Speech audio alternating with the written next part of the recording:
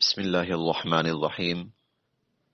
آج چوتھی تراویح ہے اور انشاءاللہ العزیز پارہ نمبر 3 اس کا آخری پاؤ اور پارہ نمبر 4 مکمل تلاوت کیا جائے گا۔ اس سوا پارے میں جو مضامین بیان ہوئے ہیں ان میں سے بس 2-3 کی طرف اختصار کے ساتھ اشارہ ہی کرنا ممکن ہے اس مختصر سے خلاصہ میں۔ جو مضامین بیان ہوئے ہیں ان میں سے ایک تو مضمون چلا آ رہا تھا پیچھے سے، سورہ آل عمران کی مناسبت سے حضرت عیسیٰ علیہ السلام اور ان کی والدہ ماجدہ اور ان کی نانی صاحبہ، ان سب کے تذکرے چلے آ رہے تھے، اور اسی ضمن کے اندر حضرت یحییٰ علیہ السلام اور حضرت زکریا علیہ السلام کا تذکرہ بھی ہوا ہے۔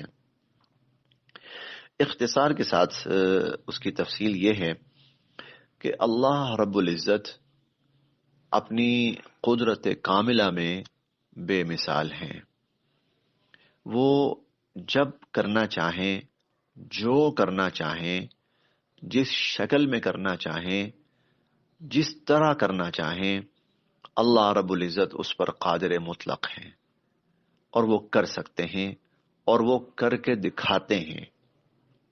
اب اس کی 2 مثالیں بیان کی گئی ہیں یہاں۔ ایک حضرت زکریا علیہ السلام، وہ بوڑھے ہو چکے ہیں اور بے انتہا بوڑھے ہو چکے ہیں، اور ان کی اہلیہ وہ اولاد پیدا کرنے کی صلاحیت سے محروم ہیں۔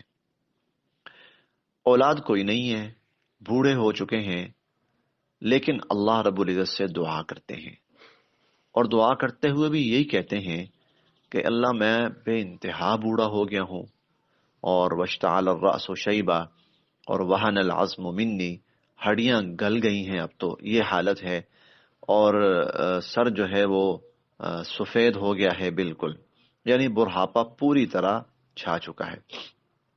وامرأتی عاقر، اور میری بیوی جو ہے وہ بھی اولاد پیدا کرنے کی صلاحیت سے محروم ہے، لیکن اے اللہ بس میں آپ سے مانگ کر کبھی محروم نہیں رہا، اس لیے میں اس عمر میں آ کر اس کیفیت میں آپ سے اولاد کی دعا کرتا ہوں۔ اللہ رب العزت نے ان کی دعا قبول فرمائی۔ فنادته الملائکۃ وهو قائم یصلی فی المحراب، دعا قبول فرمائی اور ان کو بشارت سنائی کہ ہم آپ کو ایک بیٹا دینے والے ہیں اور اس بیٹے کا نام یحییٰ ہوگا۔ بات اتنی عجیب اور غیر متوقع تھی کہ حضرت زکریا علیہ السلام کو کچھ لمحوں کے لیے تو یقین بھی نہیں آیا، اور یہ کہہ اٹھے انا یکون لی غلام وقد بلغنی الکبر وامرأتی عاقر، میں بوڑھا، بیوی بیمار، اور ایسے میں اولاد کا ہونا کیسے ممکن ہے، میرے ہاں بیٹا کہاں سے ہوگا؟ تو اللہ تعالیٰ نے فرمایا کہ یہ فیصلہ ہو چکا ہے، کذالک، ایسا ہی ہونا ہے، اور اللہ تعالیٰ نے آپ کو اولاد دینے کا فیصلہ کر لیا ہے۔ چنانچہ پھر وہ اولاد ہوئی، ان کے ہاں بیٹا پیدا ہوا، حضرت یحییٰ علیہ السلام، اس کا نام اللہ رب العزت کی طرف سے تجویز کیا جا چکا تھا۔ تو اللہ رب العزت نے اپنی قدرت کاملہ انسانوں کو دکھائی کہ میرے لیے دنیاوی رکاوٹیں، دنیاوی اصول، قاعدے میرے لیے کوئی حیثیت نہیں رکھتے، میں جس چیز کا فیصلہ کر لیتا ہوں تو وہ میں کر کے دکھاتا ہوں۔ اس سے اگلی مثال اس سے بھی زیادہ عجیب ہے، اور وہ مثال ہے سیدہ مریم سلام اللہ علیہا کی، کہ اللہ رب العزت نے ان کو اولاد دینے کا فیصلہ فرمایا۔ اور اب اسباب کے درجے میں تو اولاد تبھی ممکن ہے کہ جب مرد اور عورت کا باہمی ملاپ ہو، لیکن یہاں مرد اور عورت کا ملاپ نہیں ہوا۔ حضرت مریم کنواری ہیں اور انتہائی پاک باز اور نیک خاتون ہیں، اور یہ اللہ تعالیٰ خود قرآن کریم میں فرماتے ہیں کہ ان اللہ اصطفیٰ کی وطہرہ کی، اللہ تعالیٰ نے آپ کو بے انتہا پاکیزہ بنایا ہے، اور آپ کی نیکی، تقوی اور پاکیزگی کی بنیاد پر واصطفیٰ کی علی نساء العالمین، سارے جہان کی عورتوں پر آپ کو عزت، فوقیت، مرتبہ اور برتری دی ہے۔ تو یہ حالت ہے، کنواری ہیں، مرد اور عورت کا کسی صورت ملاپ نہیں ہے، اللہ تعالیٰ کی طرف سے ان کے لیے اولاد کا فیصلہ ہوا۔ اور جب ان کو یہ بتایا گیا کہ اللہ تعالیٰ نے آپ کو بیٹا عطا کرنے کا فیصلہ کیا ہے، ان اللہ یبشرک بکلمہ، تو وہ حیرت زدہ ہو کر کہنے لگیں انا یکون لی ولد ولم یمسسنی بشر، میرے ہاں کیسے اولاد ہو سکتی ہے، مجھے تو کسی مرد نے چھوا تک نہیں ہے۔ تو اعلان پھر اللہ تعالیٰ کی طرف سے جواب یہ آیا کذالک اللہ یخلق ما یشاء، بس اللہ پاک جو چاہتے ہیں جس شکل میں چاہتے ہیں پیدا فرماتے ہیں، کیونکہ اذا قضا امرا فانما یقول له کن فیکون، اللہ تعالیٰ کا معاملہ تو یہ ہے کہ جب اللہ تعالیٰ فیصلہ فرما لیتے ہیں کسی کام کا تو کہتے ہیں کہ ہو جا، وہ ہو جاتا ہے۔ یہ دو واقعات یہ ظاہر کرتے ہیں کہ قدرت کاملہ کی جو مالک ہے وہ اللہ تعالیٰ کی ذات ہے، فعال لما یرید، وہ جب چاہے جو چاہے جس انداز میں چاہے جس شکل میں چاہے کر کے دکھا سکتے ہیں اللہ رب العزت، اللہ پاک کی ذات۔ اس صورت میں جب ہم آگے چلتے ہیں تو یہود کا تذکرہ ہمیں ملتا ہے، یہ دنیا کی ملعون ترین قوم ہے۔ آپ اندازہ لگائیں کہ یہ اس قدر ملعون قوم تھی یہود، اللہ رب العزت کی اس قدر ملعون اور مقہور قوم ہے کہ ہمیں سورۃ الفاتحہ کی بار بار تلاوت کا حکم دیا گیا ہے، تقریباً نماز کی ہر رکعت میں ہمیں سورہ فاتحہ کی تلاوت کا حکم دیا گیا۔ تو اس میں آخری آیت یہ ہے کہ صراط الذین انعمت علیہم، اللہ جن پر انعام فرمایا ان کی راہ پہ چلا، غیر المغضوب علیہم ولا الضالین، اللہ جن پر آپ کا غضب اور لعنت نازل ہوئی ان کے راستے پہ نہ چلانا۔ اس سے مراد یہود ہیں کہ ایک طرح سے یوں کہہ لیجئے کہ ہمیں تلقین کی گئی ہے کہ ہم ہر نماز کی ہر رکعت میں ان پر اللہ کی طرف سے جو لعنت کی گئی ہے اس کا تذکرہ کریں۔ تو اس آیت میں اللہ رب العزت نے ان کی وجوہات بیان فرمائی ہیں۔ کیوں؟ وجہ یہ بیان فرمائی گئی بِأَنَّهُمْ كَانُوا يَكْفُرُونَ بِآيَاتِ اللَّهِ، وہ اللہ کی آیات کا انکار کرتے تھے، وَيَقْتُلُونَ الْأَنْبِيَاءَ بِغَيْرِ حق، اور معصوم ترین مخلوق انبیاء علیہم السلام ان کا قتل کرتے تھے اور قتل عام کرتے رہے ہیں۔ ان کی پوری تاریخ انبیاء علیہم السلام کے قتل سے آپ کہہ لیجئے کہ بھری ہوئی ہے۔ ان کا کردار اس درجے کا غلیظ تھا کہ یہ انبیاء علیہم السلام کے قتل جیسی حرکت سے بھی باز نہیں آئے۔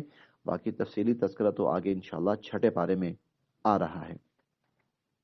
پھر آگے 4 پارے میں سورہ آل عمران میں غزوہ احد کا واقعہ تفصیل کے ساتھ چلتا ہے، کافی تفصیل کے ساتھ۔ تو جو واقعہ چلتا ہے اس کا بہت 2-4 لفظوں میں خلاصہ یہ ہے کہ حضور علیہ الصلوۃ والسلام کے ایک حکم کی نادانستگی میں حضور علیہ الصلوۃ والسلام کے ایک حکم کی نافرمانی ہو گئی۔ وہ یہ کہ آپ صلی اللہ علیہ وسلم نے صحابہ کرام کو فرمایا تھا کہ اس ٹیلے سے، جبل الرمات جو تھا تیر اندازوں کا ٹیلا، یہاں سے نہیں اترنا، کچھ ہو جائے جب تک میں نہ بلاؤں۔ تو لڑائی جب ختم ہو گئی تو وہ جو تیر انداز 50 جن کی تعداد تھی وہ سوچنے لگے کہ ہمارا اب یہاں کھڑے ہونے کا فائدہ کوئی نہیں ہے، تو ہم بھی نیچے چلیں، کوئی دشمن کا تعاقب کرنا ہے تو تعاقب کریں، کوئی اور کام کرنا ہے تو وہ کریں۔ تو وہ نیچے اترنے لگے۔ تو جو گروپ لیڈر تھے، امیر تھے، وہ کہنے لگے کہ حضور علیہ الصلوۃ والسلام نے بلایا نہیں، ہمیں بلائیں گے تو تب جائیں گے۔ تو باقی صحابہ کہنے لگے بھائی مقصد اس کا یہی ہوگا کہ جب تک لڑائی چل رہی ہے تب تک، اب لڑائی ختم ہو گئی ہے۔ تو یہ اتر پڑے وہاں سے۔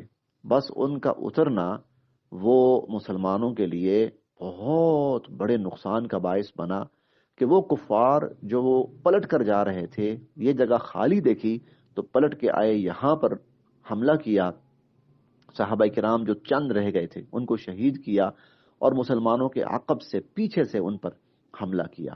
نتیجتاً یہ ہوا کہ بہت بڑا نقصان مسلمانوں کو اس لڑائی میں اٹھانا پڑا۔ اور وہ کیوں اٹھانا پڑا؟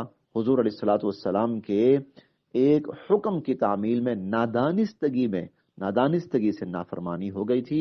اس سے اندازہ لگائیے کہ حضور علیہ الصلوۃ والسلام کے احکامات کی تعمیل میں کتنی بڑی خیر ہے، اور آپ کے احکامات کی نافرمانی میں کتنا بڑا شر اور کتنا بڑا نقصان ہے۔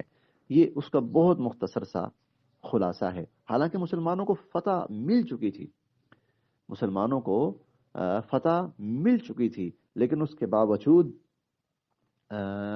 ایک جو تھوڑی سی نافرمانی ہو گئی حضور علیہ الصلوۃ والسلام کے حکم کی تعمیل کی، اس نے ساری جنگ کا اور لڑائی کا پانسا پلٹ دیا اور مسلمانوں کو بہت بڑے نقصان سے دوچار ہونا پڑا۔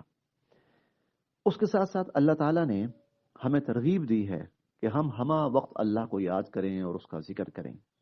چنانچہ فرمایا کہ میں تمہیں بتاؤں عقل مند کون ہے، لآیات لأولی الالباب، عقل مند الذین یذکرون اللہ قیاما وقعودا، جو ہمہ وقت اللہ کو یاد کرتے ہیں، کھڑے بھی، بیٹھے بھی، وعلی جنوبہم، اور اپنے پہلوؤں کے بل لیٹے بھی، اور وہ پوری کائنات کی تخلیق میں غور و فکر کرتے ہیں، اور غور و فکر کر کے پھر وہ کہتے ہیں کہ اللہ آپ نے یہ سب ہماری ہدایت اور رہنمائی کے لیے پیدا کیا ہے، تاکہ ہم اس کو دیکھ کر آپ کی ذات کو مانیں، تسلیم کریں، آپ کی ذات پر ایمان لائیں۔ اللہ تعالی ہم سب کے لیے عمل کی راہیں